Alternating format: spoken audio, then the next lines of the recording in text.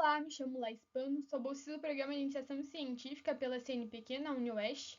Meu projeto foi intitulado Efeitos da Mobilização Passiva e do Ultrassom Terapêutico nas junções neuromusculares do músculo gastrocnêmio em ratos Whisters imobilizados, tendo como orientadora a professora doutora Lucinéia Fátima Chasco Ribeiro, contando com a colaboração de Fernanda Teixeira Furlan Chico, Gabriela Lopes Capelaro e Gladson Ricardo Flor Bertolini. O trabalho foi desenvolvido no Centro de Ciências Biológicas e da Saúde, no campus de Cascavel. Bom, a imobilização ela pode ocorrer tanto como forma de tratamento para lesões osteomioarticulares, como as fraturas, ou também pela alta permanência de um indivíduo num leito hospitalar ou domiciliar quando se tem a síndrome do imobilismo, por exemplo. O imobilismo ele vai ser capaz de causar alterações nos sistemas do corpo, principalmente no sistema locomotor, como por exemplo a atrofia muscular.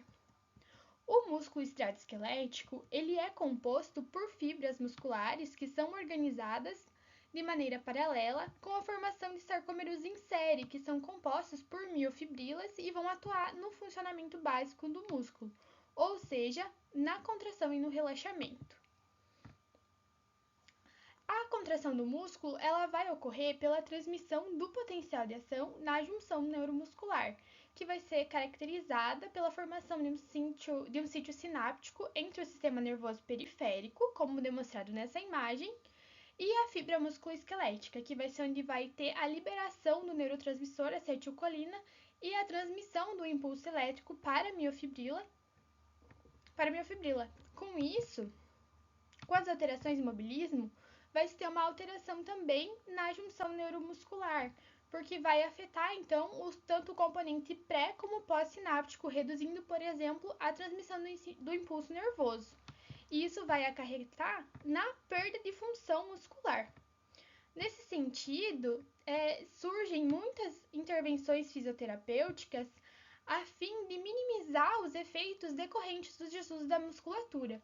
Entre elas, a gente tem o ultrassom terapêutico e também a mobilização passiva.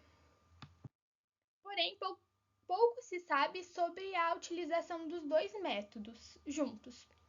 Por isso, o objetivo do estudo foi analisar os efeitos estomorfométricos do ultrassom terapêutico e da mobilização passiva nas junções neuromusculares de ratos Whisters submetidos a um modelo de imobilização.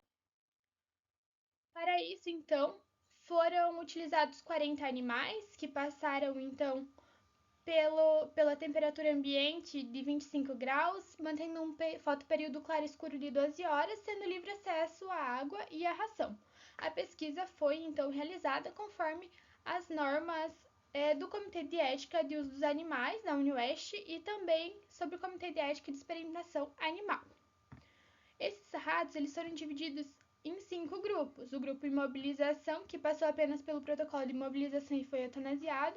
O remobilização livre, que após o protocolo não recebeu nenhum tipo de tratamento. O mobilização passiva, que recebeu a mobilização passiva. O ultrassom, que recebeu o ultrassom. E um grupo associação. Todos os animais passaram pelo protocolo de imobilização, que consistiu, então, na realização de uma órtese, e para isso, os animais foram anestesiados e foi, então, feito através de uma atadura engessada, a órtese que foi moldada da região abdominal, logo abaixo das últimas costelas, seguindo todo o membro pélvico direito, mantendo a flexão de joelho em 120 graus e o tornozelo em flexão total. Esse protocolo durou 3 semanas. Já o protocolo de mobilização passiva, que foi então que passou nos grupos mobilização e no grupo associação, foi realizado no membro pélvico direito uma mobilização passiva grau 4, que seria em torno de 50 movimentos em aproximadamente 1 minuto. O protocolo foi realizado 3 vezes durante a semana, durante 3 semanas, totalizando 9 sessões. Já o protocolo de ultrassom, então, foi utilizado a frequência de 1 MHz com intensidade de 0,5 watts por centímetro quadrado, sendo 2 minutos no joelho e 2 no tornozelo.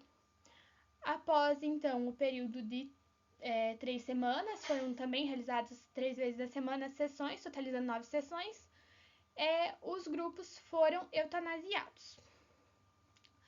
A eutanásia, então, depois da eutanásia, foi realizada a coleta do músculo gastrocnêmio, que foi acondicionado em Karnowski. Após passou por um tampão fosfato, foi cortado longitudinalmente e passando então pela reação de esterase inespecífica, onde foi incubado e foi realizada a incubação dos cortes a 37 graus. Depois disso foi realizada a diafanização e então foi realizada as lâminas, a montagem das lâminas. Depois disso foram realizadas 100 fotomicrografias de cada ratos, da junção neuromuscular de cada rato, e então analisadas pelo programa Image Pro Plus quanto o diâmetro maior, diâmetro menor e quanto a área. Foi analisado então isso foi relacionado à acetilcolina, ao campo de acetilcolina daquela fibra, daquela junção. Depois disso foi realizada a análise estatística, tendo como um P menor que 0,5 como valor significativo. Aqui estão os nossos resultados e também a prancha com as fotomicrografias de cada grupo, sendo o primeiro o grupo imobilização, seguido do remobilização, mobilização passiva, ultrassom e a última imagem é a associação. Então, nessas fotomicrografias, a gente pode observar que o principal resultado foi a melhora da área quando relacionada ao tratamento com ultrassom. Um resultado que chama atenção é a diminuição do grupo da junção neuromuscular do grupo remobilização livre. A literatura nos traz que no período pós-imobilização se tem microlesões musculares devido à presença de corpos de inclusão e também à infiltração de macrófagos na tentativa de recuperação do tecido. Então, tem-se com isso uma diminuição da área da junção neuromuscular, justificando essa diferença entre o grupo imobilização, que sofreu a eutanásia logo após o período da imobilização, e o remobilização, que passou por um período sem tratamento algum e sofreu a eutanásia só no final dele. E aí a gente entra na justificativa do ultrassom também ser tão benéfico, porque ele tem efeitos térmicos e não térmicos, ou seja, esses efeitos eles vão causar um aumento da nutrição tecidual, um aumento do metabolismo do tecido, um aumento do reparo e também um aumento da condução nervosa, ocasionando um aumento da junção neuromuscular e também uma melhora da função do nosso músculo. Assim, a nossa hipótese de estudo ela é quebrada, porque a gente acreditava que a união dos tratamentos teria um efeito muito positivo. Entretanto, nesse estudo, o ultrassom terapêutico ele se mostrou superior à mobilização passiva e também à associação dos métodos de tratamento. Assim, a gente teve como limitações, então, a falta de um grupo controle, por exemplo, para a gente conseguir comparar, então, esses grupos com o músculo normal, sem a alteração da imobilização. E também a gente sugere que os próximos estudos tenham esse grupo controle e, além disso, façam um período maior de intervenção para ver se a longo prazo a gente tem um efeito benéfico da mobilização associada ao ultrassom. Assim, o presente estudo conclui que o ultrassom terapêutico mostrou-se eficaz no tratamento do imobilismo, evitando a diminuição da junção neuromuscular. Entretanto, a mobilização passiva isolada ou associada ao ultrassom não apresentou um efeito positivo. Bom, agradeço a minha orientadora, aos colegas de laboratório pelo auxílio, à UniOeste pela oportunidade e à SNPq pela bolsa concedida.